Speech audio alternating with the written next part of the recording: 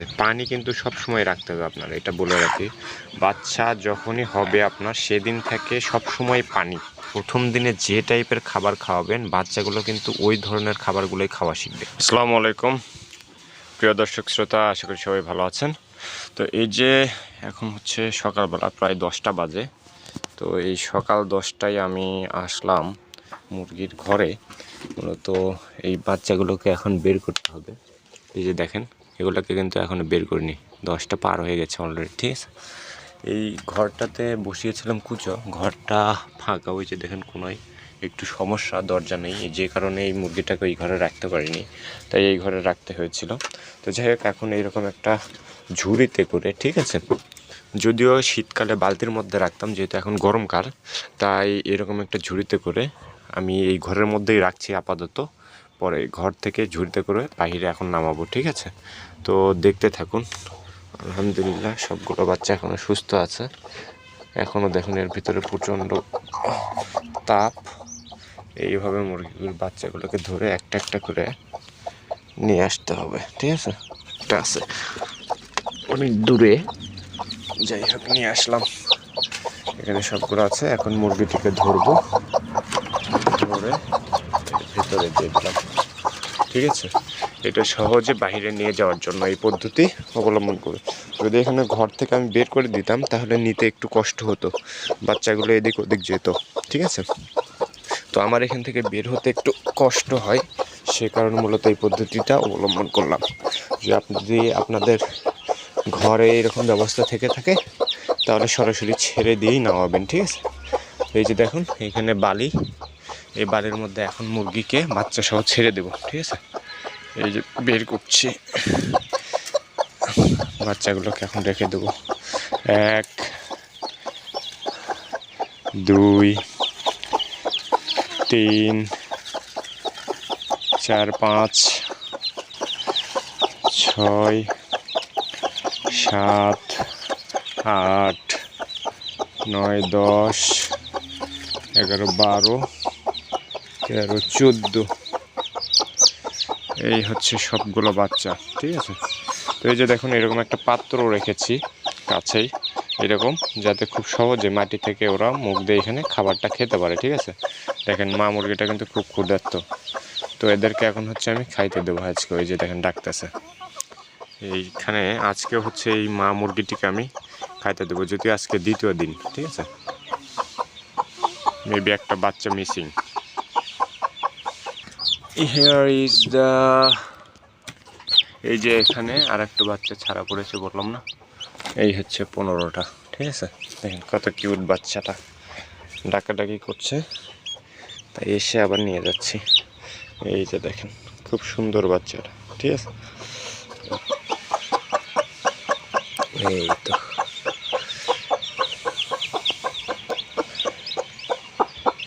এই তো এই বাচ্চাটা সবার ছোট, মেবি টয়লেট করে দিছে। তো এদেরকে হচ্ছে এখন আমি খুদ, যথারীতি যে খাবারটা খুদ, সেই খুদটাই কিন্তু এদেরকে এখন আমি প্রোভাইড করব, ঠিক আছে। তো এই যে এটার মধ্যে হচ্ছে আমি খুদ সেভ করে রাখি সব সময়ের জন্য। খুদ, এখন এই খুদগুলো হচ্ছে এই জায়গাটাতে দেবো, যাতে বাচ্চাগুলো খুব সহজে খাইতে পারে। দেখেন বাচ্চাগুলো দৌড়ে চলে আসতেছে, ঠিক আছে। এক মধ্যে হবে না, আরো বেশি করে দেব। বাচ্চাগুলো আসতে পারতেছে না ওর পাশ থেকে, ঠিক আছে।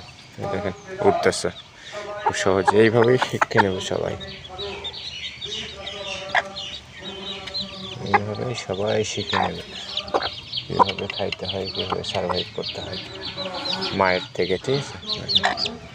ওইটা দেখেন একটু দুষ্ট টাইপের, এরকম আপনার এর মধ্যে প্রত্যেকটা এরকম বাঁকা থাকবেই 2-4টা, ঠিক আছে।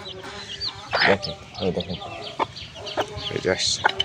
এখন এদেরকে সাথে সাথে কিন্তু আবার পানি প্রোভাইড করতে হবে, ঠিক আছে। পানি কিন্তু সব সময় রাখতে হবে আপনার, এটা বলে রাখি। বাচ্চা যখনই হবে আপনার সেদিন থেকে সব সময় পানি। খাবার যদি নাও থাকে সমস্যা নয়। এই যে দেখেন খাচ্ছে, খাওয়া শিখে গেছে, দেখেন এই বাচ্চাটা খাওয়া শিখে গেছে, দেখেন এর সাথে সাথে অন্যগুলোও খাওয়াবে। আস্তে আস্তে ঠোকর দিচ্ছে কিন্তু, দেখেন এভাবে আসলে এরা খাওয়া শিখে যাবে। গতকাল কিছু খেয়েছে, আজকে কিন্তু বেশি খাবে, ম্যাক্সিমামগুলোই আজকে কিন্তু খাবার গ্রহণ করবে, মানে ওরা খাওয়া শিখে যাবে আজকেই। দেখেন, এই দেখেন যেগুলো যাবে, এই যে দেখেন ছোটো বাচ্চাটা খাওয়া শিখে গেছে আজকেই। এই দেখেন এরা কিন্তু খাচ্ছে, সবগুলোই খাওয়া শিখে যাবে আজকে, ঠিক আছে। হ্যাঁ, সবগুলোই খাবে, এই মা ডাকবে আর এগুলো এসে এসে খাবে, এটাই হচ্ছে নিয়ম। এই দেখেন সবগুলো খাওয়া শিখে গেছে মোটামুটি। বালির মধ্যে যাবে, ওগুলো ছিটাবে, তারপর খুঁজে খুঁজে বের করে আবার খাবে, এটাই হচ্ছে নিয়ম, ঠিক আছে। ঠিক এভাবেই বাচ্চাগুলোর পরিচর্যা আপনি করবেন প্রতিদিন। আর বলে রাখি, যেহেতু এখন কিন্তু বসন্তকাল, বসন্ত চলে এসেছে মূলত, তো এই বসন্তকালে কিন্তু বসন্ত হওয়ার সম্ভাবনাটা অনেকটা বেশি।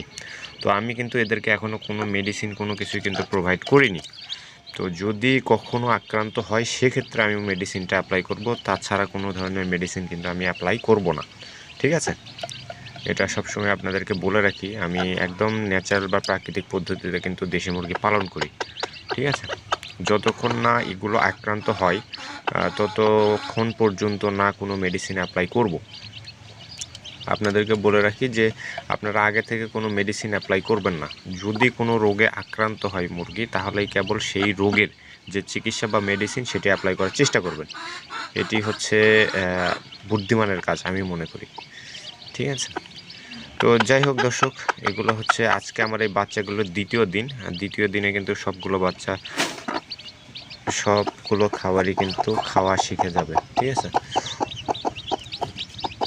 তো এদেরকে হচ্ছে মাঝে মাঝে আবার পানিও দিতে হবে কিন্তু। এই যে দেখেন, এটা হচ্ছে পানির পট, এরকম একটা পানির পাত্র আপনি রেখে দেবেন। এই যে এই পর্যন্ত পানি আছে এখন, দেখেন সবগুলো নষ্ট করতেছে ছিটায়া। এই মা হচ্ছে পা দিয়ে দেখেন সবগুলো নিচে ফালাই দিছে, বাচ্চাগুলো কিন্তু এখান থেকে খুঁটে খাবে। এই দেখেন, ওদের মা যেইখানে বলবে ঠিক সেইখানে ওরা কিন্তু মুখ দেবে। দেখেন সবগুলো দৌড়ে গেছে, এখানে যেইখানে ঠোঁট দিবে ওদের মা ঠিক সেইখানে চলে যাবে বাচ্চাগুলো। এটা হচ্ছে ডে টুর কেয়ার। এই দেখেন এগুলো খাচ্ছে, একটু উঁচুতে দেখায় আপনাদেরকে, দেখেন সুন্দর করে খাচ্ছে এরা। ওই দেখেন মাটিতে যেগুলো আছে, দেখেন মাটির থেকে ফুটে ফুটে খাবে, মানে যখনই ক্ষুধা লাগবে তখনই খাবে।